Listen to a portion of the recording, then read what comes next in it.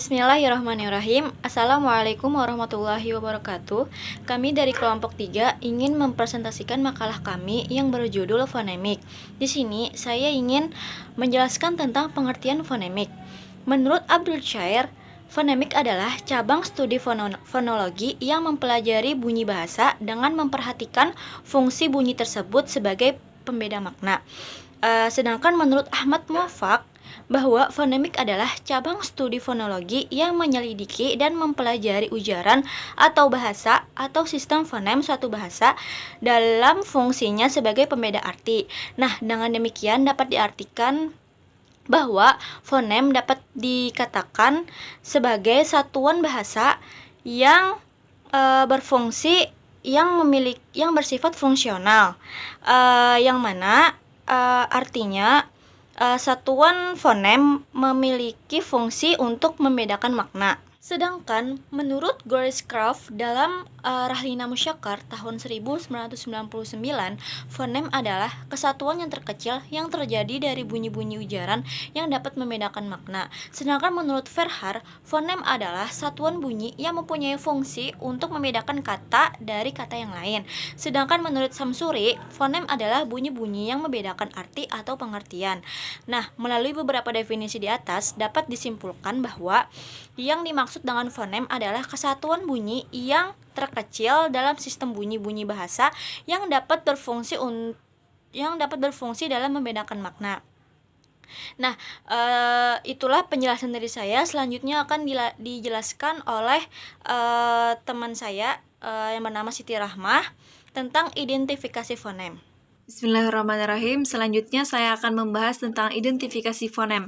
Identifikasi fonem adalah suatu proses atau upaya untuk mengetahui apakah sebuah bunyi itu termasuk fonem atau tidak.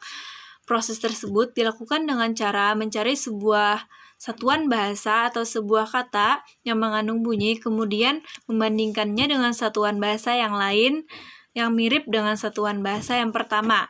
Apabila keduanya memiliki perbedaan makna, maka bunyi tersebut bisa dikatakan sebagai fonem.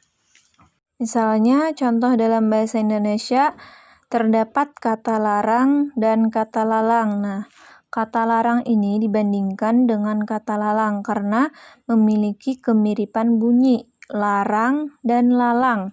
Bahkan, jumlah bunyinya pun sama, yaitu ada 6. L, A, R, A, N, G, dan L, A, L, A, N, G. Perbedaan pada kedua kata ini hanya pada bunyi R dan bunyi L. Akan tetapi, perbedaan bunyi tersebut membedakan makna. Larang kan artinya melarang melakukan sesuatu. Lalang ini artinya alang-alang sejenis rumput, sejenis tumbuh-tumbuhan. Nah, itu kan beda maknanya. Oleh karena itu, maka bunyi R dan L itu disebut sebagai fonem karena berfungsi dalam membedakan makna. Kemudian dalam contoh bahasa Arab terdapat kata tinun dan tinun.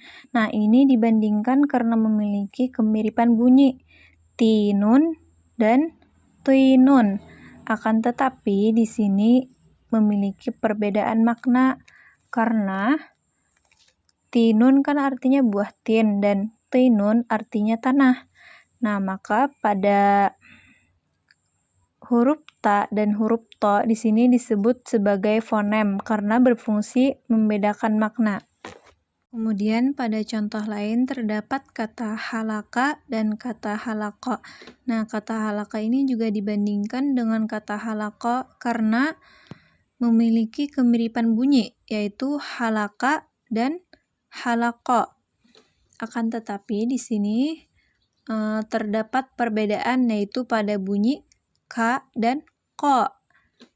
Nah, bunyi tersebut berfungsi membedakan makna, yaitu yang mana halaka itu artinya yang hitam atau gelap, sedangkan halako itu artinya mencukur, maka dapat dikatakan huruf K dan Ko di sini termasuk fonem karena berfungsi sebagai pembeda makna. Mungkin itu saja penjelasan dari saya. Selanjutnya akan dilanjutkan oleh teman saya. Dipersilahkan. Selanjutnya saya akan menjelaskan tentang perubahan fonem. Perubahan bunyi fonem adalah hasil yang ditimbulkan oleh proses morfologi atau pertemuan antar morfem. Proses morfofonemik dengan menggunakan infiks atau sisipan di tengah kata berupa huruf ta dan to pada bentuk dasar jamaah dan sobaro. Maka ketika disisipkan infiks di tengah-tengah katanya menjadi ijtama'a dan istobaro. Kata jamaah dan sobaro menggunakan infiks ta dan to sehingga berubah menjadi ijtama'a dan istabaro. Nah, di sini ada beberapa contoh kata dasarnya ada sobaro. Ketika berubah menjadi morfofenologi menjadi istabaro. Itasaro menjadi ittasaro. Qawiwa menjadi qawiya. Selanjutnya adalah asimilasi dan disimilasi. Asimilasi menurut bahasa adalah persamaan atau kias. Disebut juga analogi. Sedangkan menurut Abdul Khair, asimilasi adalah peristiwa berubahnya sebuah bunyi menjadi bunyi lain sebagai akibat dari bunyi yang ada di lingkungannya, sehingga bunyi itu menjadi sama atau mempunyai ciri-ciri yang sama dengan bunyi yang mempengaruhinya. Menurut Abercrombie, asimilasi dapat terjadi berdasarkan 3 faktor. Yang pertama ada getaran pita suara, yang kedua pergerakan velum, yang ketiga perpindahan daerah artikulasi. Asimilasi yang berdasarkan getaran pita suara dapat mengakibatkan bunyi yang asalnya tidak bersuara atau di dalam bahasa Arab disebut mahmus menjadi bunyi bersuara atau disebut majhur, atau sebaliknya seperti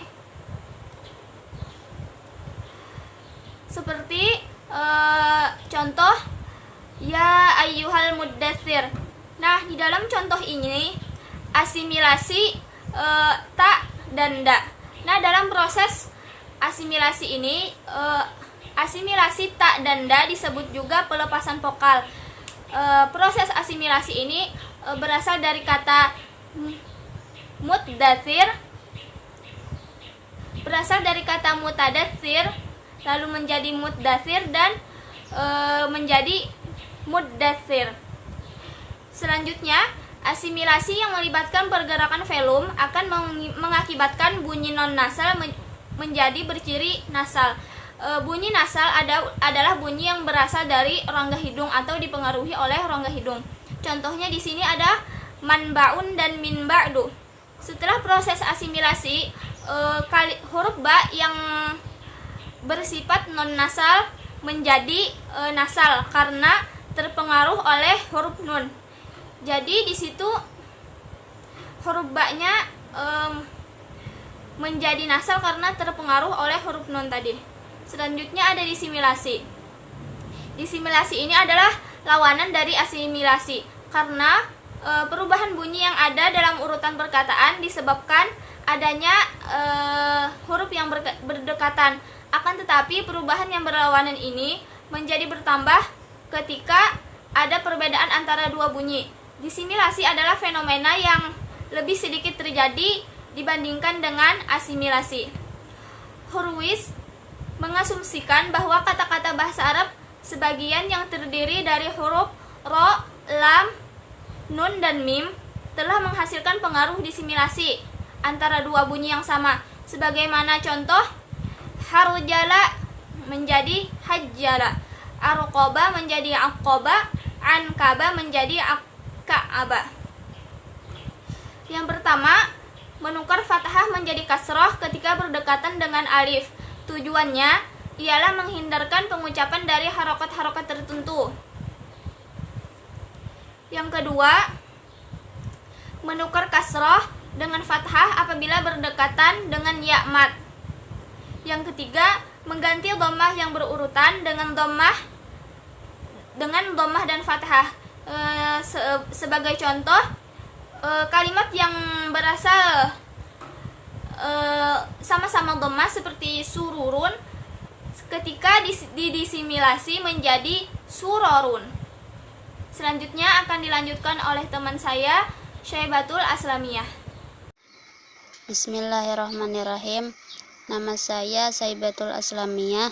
Di sini saya akan menyambung untuk menjelaskan judul makalah kami, fonemik. Yang kelima, kontras. Linguistik kontrastif adalah salah satu model analisis bahasa dengan asumsi bahwa bahasa-bahasa dapat diperbandingkan secara sinkronis. Selain linguistik kontrastif, model analisis bahasa dengan cara membandingkan dua bahasa atau lebih adalah linguistik komparatif. Perbedaannya adalah kalau linguistik kontrastif bersifat sinkronis, yaitu telaah bahasa didasarkan pada kesejamanan dengan menggunakan data yang nyata pada saat itu. Perbedaan lainnya adalah bahwa dalam model linguistik kontrastif bertujuan mengidentifikasi segi-segi perbedaan atau ketidaksamaan yang kontras antara dua bahasa atau lebih yang dibandingkan. Ada dua macam analisis dalam linguistik kontrastif, yaitu kontrastif terapan dan kontrastif murni.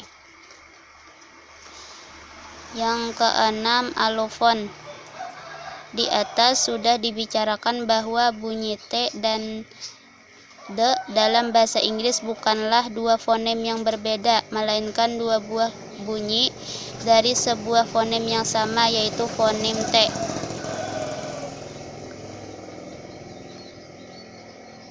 Dalam bahasa Indonesia, fonem I setidaknya mempunyai 4 buah alofon, yaitu bunyi I seperti dalam kata cita, bunyi I seperti pada kata tarik, bunyi I seperti pada kata ingkar, dan bunyi I seperti pada kata kali.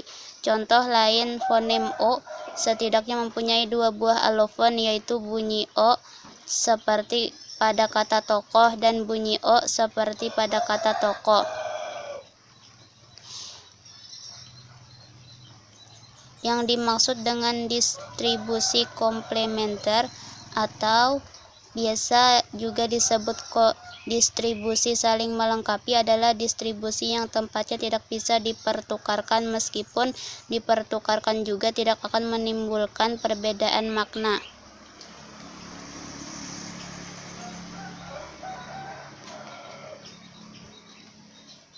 Mungkin sekian dari saya.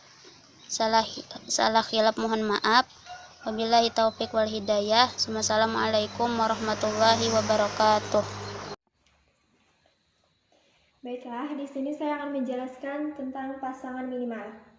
Pasangan minimal adalah kemampuan pengubahan bentuk dan beda atau kontras makna kata akibat adanya penggantian satu atau lebih fonem dalam struktur internal pada pasangan kata.